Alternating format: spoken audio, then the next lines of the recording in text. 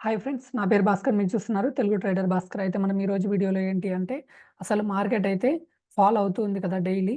So అసలు ఎందుకోసం fall అవుతుంది, అసలు డైలీ ఎందుకు మైనస్లో క్లోజ్ అవుతుంది అనేది క్లియర్ అయితే రీజన్ అయితే తెలుసుకోవడానికి ట్రై చేద్దాము. ఇక్కడ చూడండి, మీరు క్లియర్గా అంటే క్లియర్గా ఈరోజు అయితే మార్కెట్ ఇంతలా పడుతున్నప్పటికీ మనకి రిలయన్స్ షేర్ వల్ల కొద్దిగా మనకైతే బూస్టప్ అయితే వచ్చింది. అదేవిధంగా ఐసిఐసి బ్యాంక్ కూడా దీనికి తోడుగా పుషప్ అయితే చేసింది మార్కెట్ని అప్ రావడానికి. కానీ మెయిన్‌గా మనము హెచ్‌డిఎఫ్‌సి బ్యాంక్‌ని గనక మీరు అబ్జర్వ్ చేస్తే గనక ఇది డైలీ అసలు రిజల్ట్ పాజిటివ్ ఇచ్చినప్పటికీ కూడా డైలీ అయితే నెగెటివ్‌లోకి వెళ్తుంది. ఇక్కడ బ్యాంకింగ్ సెక్టార్ మీద ఏదో ఇష్యూ అయితే జరుగుతా ఉంది. సో దానివల్లనే మనకి క్లియర్‌గా అయితే మార్కెట్ అయితే డౌన్ అవుతూ ఉంది. సో మనం బ్యాంకింగ్ సెక్టార్‌లో అసలు ఏం జరుగుతుందో తెలుసుకుందాము. ఓకే. క్లియర్‌గా అయితే బ్యాంకింగ్ సెక్టార్‌లో ఏం జరుగుతుందో తెలుసుకుందాము. అదే విధంగా మీరు ఇంకొకటి చూడండి, ఎఫ్ఐఎస్ వచ్చేసి మనకి డైలీ మనకి సెల్లింగ్ జరుగుతుంది. జనవరి 24, 23, 20 ఇక మీరు జనవరి 16 నుంచి చూడండి. 16కి ఒక్కరోజే 600 క్రోర్స్ ఎఫ్ఐఎస్ బై చేశారు. మిగతా చూడండి 17కి 10,000, 9,000, 3,000, 500, 3,000, 6,000 టోటల్‌గా 33,000 క్రోర్స్ అయితే ఎఫ్ఐఎస్ అయితే సెల్ అయితే చేశారు. జస్ట్ 15 డేస్‌లో. ఓన్లీ 15 డేస్‌లో 33 క్రోర్స్ అయితే ఎఫ్ఐఎస్ అయితే సెల్ చేశారు. ఇదైతే మనం మెయిన్‌గా మీరైతే గుర్తుపెట్టుకోవాల్సి ఉంటుంది. చూడండి ఇక్కడ క్లియర్‌గా అయితే చూడండి 33,000 అయితే మనకి డిఐఎస్ వచ్చేసి బయింగ్ చేస్తున్నారు.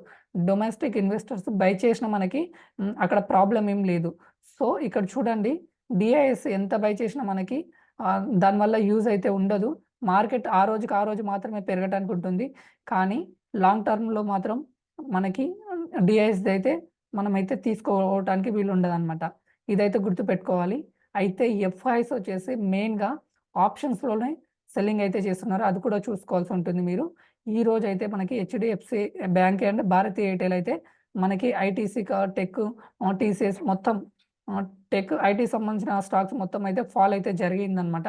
ఐటీ సెక్టారే టోటల్‌గా డౌన్ సైడ్‌కి అయితే తీసుకెళ్ళింది. అదేవిధంగా బ్యాంకింగ్ సెక్టార్ కూడా మనకి ఇక్కడ మీరు బ్యాంకింగ్ సెక్టార్‌లో గనక చూస్తే గనక టోటల్‌గా మనకైతే మైనస్‌లోకి అయితే ఎళ్ళిపోయింది మార్కెట్. ఇక్కడైతే చూద్దాము క్లియర్‌గా వచ్చేసి. మనమైతే నిఫ్టీ బ్యాంక్‌నైతే చూడండి, ఆల్మోస్ట్ ఎన్ని స్టాక్స్ పడిపోయాయో మనకు తెలుస్తాయి. ఇక్కడ only ICICI bank, IndusInd bank తప్ప మిగతావన్నీ బ్యాంక్స్ టోటల్‌గా అయితే నెగెటివ్‌లో ఉన్నాయి. ఇది కూడా మెయిన్ రీజన్ అనమాట మనకి పడటానికి. అయితే మీకు నిన్న నేనైతే ఒక ఇండికేటర్‌ని అయితే సజెస్ట్ చేశాను, ఏఎన్ఎన్2 అనేది. సో దానిలో కొద్దిగా ఒక ఇంపార్టెంట్ పాయింట్ అయితే చెప్పడం మర్చిపోయాను. అదైతే ఇప్పుడైతే చెప్పబోతున్నాను చూడండి మీకు క్లియర్‌గా.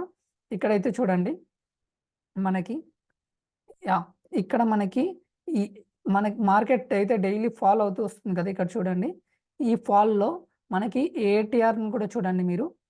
ఏటీఆర్‌లో కూడా ఫాల్ అయితే జరుగుతా ఉంది. ఇక్కడ నుంచి ఇక్కడి వరకి. Just wait. యాహ్! ఏటీఆర్‌లో చూడండి, ఇది మొత్తం మనకి ఫాల్ అయితే జరుగుతా ఉంది. మార్కెట్ ఫాల్ అవుతుంది, ఏటీఆర్ ఫాల్ అవుతుంది.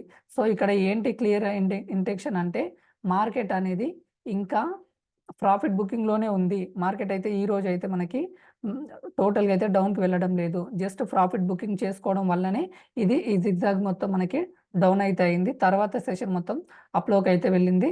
రేపైతే మార్కెట్ అయితే 90% అయితే పాజిటివ్‌గా ఉండటానికి అయితే ట్రై చేస్తది. లాస్ట్ 30 మినిట్స్‌లో మనకి ప్రాఫిట్ బుకింగ్ కాకుండా అదే నార్మల్ మూవ్ అయితే అప్ సైడ్‌కి అయితే జరిగింది. ఇది మెయిన్‌గా అయితే మీరు గుర్తుపెట్టుకోవాలి. అయితే ఇండికేటర్‌లో ఒకటి చెప్తాను అని చెప్పాను కదా! అది ఏంటి అంటే ఏఎన్ఎన్2 ఇండికేటర్‌లో ఇక్కడ మీరు ఒక లైన్ అయితే అబ్జర్వ్ చేస్తూ ఉంటారు. ఇది జీరో లైన్ అన్నమాట. ఇక్కడ చూడండి, ఈ జీరో లైన్ అనేది ఇది మీరు గ్రీన్‌లో ఉన్నప్పుడు ఈ జీరో లైన్ గనక డౌన్ సైడ్ నుంచి -02 నుంచి గనక ఇలా అప్ సైడ్ గనక వచ్చిందనుకోండి, కంపల్సరీ అయితే బయింగ్‌కైతే వెళ్ళిపోండి. ఒకవేళ ఇది ఈ సెషన్‌లో జి ఆహ్, మైనస్ ప్లస్ ప్లస్ 0.20 నుంచి డౌన్ అవుతూ వచ్చిందనుకోండి, ఇక్కడ మీరు సెల్లింగ్ సైడ్ అయితే ఉండటానికి ట్రై చేయండి. ఈ పాయింట్ అయితే అక్కడ నిన్న వీడియోలో చెప్పడం మర్చిపోయాను. అందుకోసం ఇక్కడ అయితే కవర్ చేస్తున్నాను. ఇది ఇంకొకటి ఏంటి అంటే ఇది మనకి బిఫోరే సిగ్నల్ అయితే ఇస్తుంది. ఏఎన్ఎన్2 ఇండికేటర్ అయితే. సో ఇది మనకి బిఫోర్ సిగ్నల్ ఇచ్చిన తర్వాత మీరైతే కంపల్సరీ అయితే యూజ్ చేసుకోండి. ఇదైతే నాకైతే 90% అయితే వర్క్ అవుతుంది. నేను పెయిడ్ కాల్స్ కూడా ఈ ఇండికేటర్‌ని సమ్‌టైమ్స్ అయితే యూజ్ చేస్తూ ఉంటాను. సో మీరు కూడా ఇదైతే యూజ్ చేసుకోవడానికి ట్రై చేయండి. ఓకే. ఫ్రెండ్స్, ఈరోజైతే మార్కెట్ మూవ్ కావడానికి ఇంకా మెయిన్ రీజన్ అయితే చూడండి ఇది. అయితే మనకి రేపు ఏమైనా ఈవెంట్స్ ఉన్నాయా అని మాత్రం మనకు చెక్ చేస్తే గనక ఇక్కడ సింపుల్‌గా చూడండి. మీరే చెక్ చేసుకోవచ్చు. మనకి జనవరి 25కి ఏమైనా ఈవెంట్స్ ఉన్నాయా అనేది. ఇది డిస్క్రిప్షన్‌లో ఇవ్వడానికి ట్రై చేస్తాను లింక్‌ని. ఎకనామిక్ క్యాలెండర్ అని కొట్టండి. మీకైతే ఆటోమేటిక్‌గా వచ్చేస్తుంది లింక్ అయితే. సో, ఇక్కడ మీరు కొద్దిగా అయితే కిందకైతే డౌన్ చేయండి. మనకి రేపు ఏమైనా ఈవెంట్స్ ఉన్నాయా అనేది చెక్ చేసుకోండి ఇక్కడ. ప్రతి ఒక్క ఈవెంట్‌ని మీరు బిఫోరే చెక్ చేసుకోవచ్చు. అయితే ఇక్కడ మీరు ఈవెంట్‌లలో ఇక్కడ 26 జనవరి రేపు మనకి ఏమేమి ఉన్నాయి అనేది ఇక్కడ మనకైతే క్లియర్ అయితే తెలుస్తుంది. Just wait. ఇక్కడ మీకు చూపిస్తాను డౌన్ వచ్చేసి.